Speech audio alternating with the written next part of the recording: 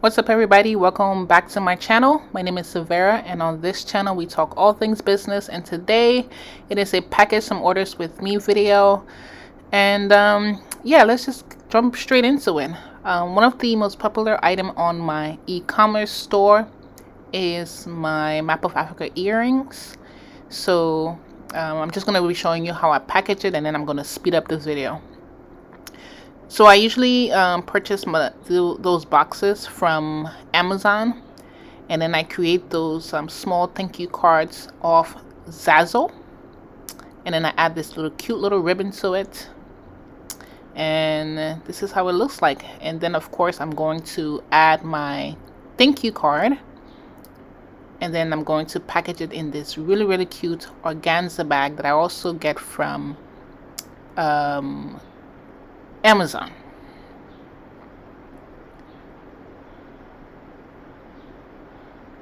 Okay, I packaged that together, and then I'm going to grab a bubble mailer and then put it in it, and then start from there.